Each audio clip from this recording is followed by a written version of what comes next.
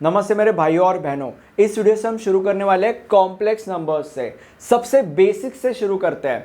Complex numbers जो होता है वो z से डिनोट किया जाता है। A number which is combination of real number and imaginary number is called as complex number. For example z is equal to x plus i y. यहाँ पे x जो है वो रियल पार्ट है, y जो है वो इमेजिनरी पार्ट है। y इमेजिनरी पार्ट क्यों है? क्योंकि वो i के साथ है। जो भी चीज i के साथ होती है वो इमेजिनरी पार्ट होती है। दूसरा एग्जांपल लेते हैं, ये बेस्ट एग्जांपल है। This is a complex number. Why? Because it is a combination of real number and imaginary number. यहाँ पे देखो x प्लस आई वाई के फॉर्म में, तो यहाँ पे जो 3 है वो एक रियल नंबर है और जो 4 है वो इमेजिनरी नंबर है। 4 इमेजिनरी नंबर क्यों है? क्योंकि वो i के साथ है। So this is a combination of real number and imaginary number. So this is a complex number. Complex number क्या होता है समझ गया। अब आगे बढ़ते हैं। कॉम्प्लेक्स नंबर्स के होते हैं कुछ फॉर्म्स, जैसे कि polar form, Cartesian form, exponential form, which are denoted by these things. ठीक है। अब कॉम्प्लेक्स नंबर्स में हम जो भी चीजें पढ़ने वाले हैं उसमें से एक बहुत बड़ा पार्ट है डी मूवर्स थ्योरम। अब अगर किसी भी चीज के ऊपर हमें डी मूवर्स थ्योरम अप्लाई करना है तो उस चीज का पोलर फॉर्म में होना बहुत ज्यादा जरूरी है, तभी हम डी मूवर्स थ्योरम को उसके ऊपर अप्लाई कर सकेंगे। But the problem is that कि वो जो चीजें हैं वो कार्टेशियन फॉर्म में प्रेजेंट होती है मोस्ट ऑफ द टाइम। तो अगर वो चीजें कार्टेशियन फॉर्म में प्रेजेंट है और उसके ऊपर हमें डी मूवर्स थ्योरम अप्लाई करना है, जो कि तभी अप्लाई हो सकता है जब वो चीज़ें पोलर फॉर्म में प्रेजेंट हो सकती है, तो हमें उस कार्टेशियन फॉर्म को पोलर फॉर्म में कन्वर्ट करना ज़रूरी है। तो अगर हमें उस चीज़ को पोलर फॉर्म में कन्वर्ट करना ज़रूरी है तो हमें आर और थीटा का वैल्यू पता होना ज़रूरी है, तभी हम आर और थीटा का वैल्यू इसमें डाल के आंसर निकाल सकते हैं। अब अगर हमें आर और थीटा का वैल्यू निकालना है तो हम कैसे निकालेंगे? आर्ग्यूमेंट और मॉड्यूलस की मदद से। आर्ग्यूमेंट की मदद से हम थीटा का वैल्यू निकालेंगे, मॉड्यूलस की मदद से हम आर का वैल्यू निकालेंगे। ठीक है। अब यहाँ पे एक ट्विस्ट है। ट्विस्ट ऐसा है कि हम आर्ग्यूमेंट और मॉड्यूलस उसी चीज के ऊपर अप्लाई कर सकते हैं जो एक पर्टिकुलर फॉर्म में हो। अब वो कौन सा फॉर्म है? वो एक ऐसा फॉर्म है जिसको देख के हम क्लियरली बता सकते हैं कि ये रियल टर्म है, ये इमेजिनरी टर्म है। फॉर एग्जाम्पल इस चीज को हमें देख के क्लियरली पता चलता है जो x है वो रियल पार्ट है, y जो है वो इमेजिनरी पार्ट है।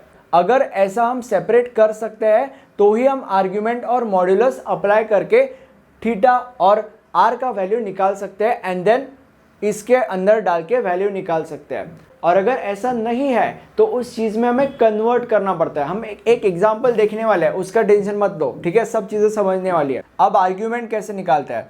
अब यहाँ पे आर्ग्यूमेंट का फॉर्मूला है theta is equal to tan inverse imaginary term upon real term. So that is tan inverse. अब यहाँ पे इमेजिनरी टर्म क्या है? अब अगर सपोज इसके ऊपर मैंने ये फॉर्मूला अप्लाई किया तो यहाँ पे इमेजिनरी टर्म क्या है?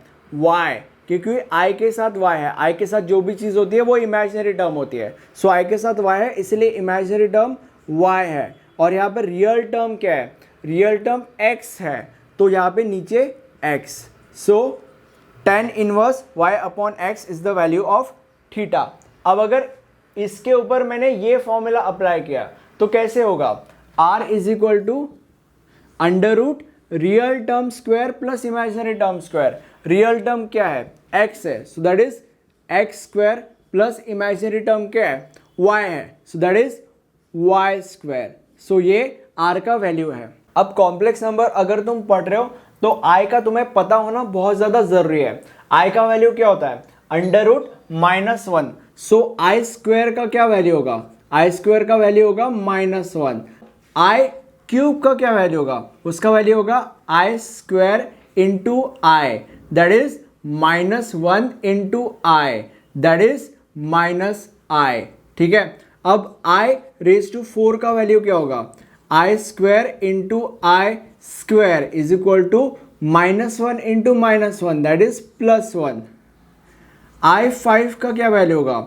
i square into i square into i, that is -1 into -1, that is +1 into i, that is i, and so on. अब तुम वैल्यूज डाल के आंसर निकाल सकते हो। अब हम हमारे मेन थ्योरम के ऊपर जंप करते हैं जो है डी मूवर्स थ्योरम। आगे बढ़ने से पहले एक बहुत ज़रूरी चीज़, तुम्हें पता है ऐसे मैथमेटिकल सब्जेक्ट्स कितने ज़्यादा स्कोरिंग सब्जेक्ट्स होता है, इसीलिए अगर तुम्हें इस मौके का फ़ायदा उठाना है तो तुम्हारा मल्टीपल एग्जाम्पल्स का सॉल्व करना बहुत ज़्यादा ज़रूरी है। और इसीलिए मैंने तुम्हारे लिए नोट्स बनाए हैं।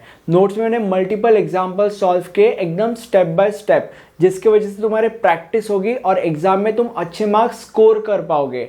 एंड अल्टीमेटली जितना भी तुम्हारा 8 पॉइंटर, 9 पॉइंटर, 10 पॉइंटर का टारगेट है उसको अचीव कर पाओगे। अब ये नोट्स मॉड्यूल वाइज और सब्जेक्ट वाइज अवेलेबल है। डिटेल्स और लिंक आपको डिस्क्रिप्शन में मिल जाएगा।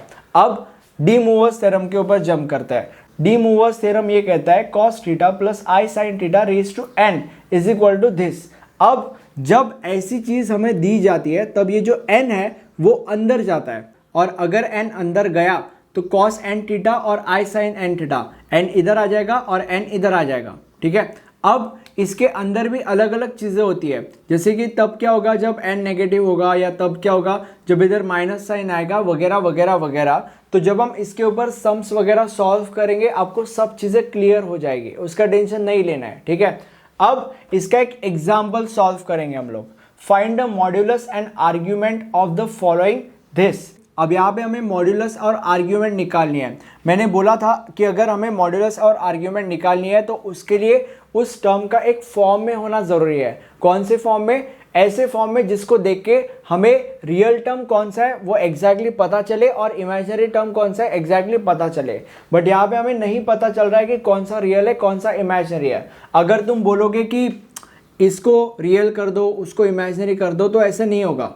अगर तुम ये बोलोगे कि 3/8 - 6i और 4i/8 - 6i कर दो, वैसा भी नहीं होगा, क्योंकि अगर 3/8 - 6i किया, अगर इसको कंसिडर किया तो ऊपर रियल है नीचे इमेजिनरी है। So again it is a combination of real and imaginary. तो अगेन हम सेपरेट कर ही नहीं पा रहे हैं, तो इसलिए इसको इस फॉर्म में कन्वर्ट करना पड़ेगा जहां पे हम आइडेंटिफाई कर सके कि कौन सा रियल है कौन सा इमेजिनरी है। ठीक है, अब वो कैसे करेंगे? वो ऐसे करते हैं। अब देखते जाओ कि मैं क्या कर रहा हूं। अब जब डिनोमिनेटर में कॉम्प्लेक्स नंबर होता है या जब ऐसा सिचुएशन होता है, हमें नीचे का जो नंबर है उसका कॉन्जुगेट लेना पड़ता है। इसका मतलब क्या है? इसका मतलब ये है कि जो नीचे का टर्म है यानी कि 8 - 6i, उसका कॉन्जुगेट यानी कि 8 + 6i अपॉन 8 + 6i। कॉन्जुगेट का मतलब होता है इमेजिनरी टर्म का जो साइन है वो चेंज हो जाएगा, माइनस का प्लस हो जाएगा। ठीक है, अब हम क्या करेंगे 3 × 8 + 6i करेंगे और उसके बाद 4i × 8 + 6i करेंगे।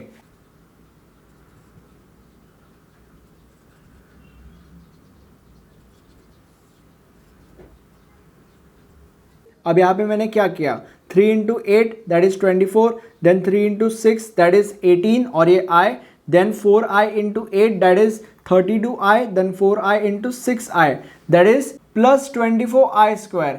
i² का वैल्यू -1 होता है, सो दैट इज -24। ठीक है, अब नीचे क्या होगा? नीचे क्या है? a - b × a + b। तो अगर a - b × a + b है तो उसका फॉर्मूला होता है a² - b²। सेम चीज मैंने यहाँ पे डाली है। अब आगे सॉल्व करते हैं। +24 - 24 कैंसल और ऊपर आएगा 50i अपॉन 8² 64 माइनस, अब i² मतलब -1, सो दैट इज प्लस आ गया इधर, और 6² का मतलब होता है 36, that is 50i upon 100, that is i/2। अब ये i/2 है, i/2 को हम 0 + i/2 भी लिख सकते हैं, क्योंकि 0 का तो कोई वैल्यू ही नहीं है, तो इसको हम वो लिख सकते हैं। अब इसको ऐसा लिखने के पीछे क्या रीज़न है? रीज़न ये है कि ताकि हम रियल टर्म और इमेजिनरी टर्म आसानी से अलग कर पाए। अब यहाँ पे देख के ही हमें पता चल जा रहा है कि ये रियल टर्म है और ये इमेजिनरी टर्म है, क्योंकि i के साथ जो भी चीज़ होती है वो इमेजिनरी टर्म होती है। So that is real term क्या है? RT = 0 और इमेजिनरी टर्म इज 1/2। लोग कभी कभी i/2 लिखने की गलती करते हैं, बट नहीं, i के साथ जो चीज होती है वो इमेजिनरी टर्म होती है। तो यहाँ पे i के साथ 1/2 है, तो 1/2 इमेजिनरी टर्म हो गया। ठीक है, अब हम हमारे फॉर्मूलेस अप्लाई करेंगे। जो थीटा का फॉर्मूला है tan inverse imaginary term upon real term, so that is theta is equal to tan inverse imaginary term upon real term. Imaginary term 1/2 है upon real term that is 0। tan inverse infinity, tan inverse infinity का answer होता है π/2। अब हम r का value निकालेंगे। r का formula क्या है? अंडर रूट रियल टर्म का स्क्वायर प्लस इमेजिनरी टर्म का स्क्वायर। अब आगे बढ़ने से पहले मुझे एक बार कमेंट सेक्शन में बताओ कि जो मैं समझा रहा हूँ क्या तुम्हें समझ रहा है क्या, और क्या क्या इंप्रूवमेंट्स है मुझे मेरे चैनल में वो मुझे बताओ, ताकि मैं तुम्हें और ज़्यादा बेटर प्रोडक्ट दे पाऊँ। ठीक है, अगर तुम मुझे नहीं बताओगे तो मुझे नहीं पता चलेगा। अब यहाँ पे रियल टर्म क्या है? रियल टर्म 0 है तो उसका स्क्वायर भी 0 ही होगा। और इमेजिनरी टर्म क्या है? 1/2, तो उसका स्क्वायर 1/4 होगा। तो अगर ये निकाल दिया जाए तो आंसर क्या बचता है? 1/2। तो r 1/2 है और थीटा π/2 है। तो r और थीटा हमने निकाल लिया है। अभी जो हमने चीजें पढ़ी वो कॉम्प्लेक्स नंबर इस मॉड्यूल का बस बेसिक इंट्रोडक्शन है। इसके अंदर बहुत सारी चीजें हम पढ़ने वाले हैं। इसके ऊपर एक मॉड्यूल प्लेलिस्ट मैंने बनाया है और एक सब्जेक्ट प्लेलिस्ट बनाया है। मॉड्यूल प्लेलिस्ट में कॉम्प्लेक्स नंबर के अंदर जितने भी सारी चीजें हैं वो कवर्ड है।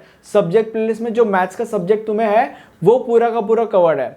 तुम्हें पता होना चाहिए तुम्हें क्या करना है, मॉड्यूल वाइज पढ़ना है, सब्जेक्ट वाइज पढ़ना है। वैसे अपने प्लेलिस्ट को चूज करो, उसके नोट्स खरीदो, पढ़ाई को चालू कर दो। Thank you for watching this video. Have a nice day. Bye bye.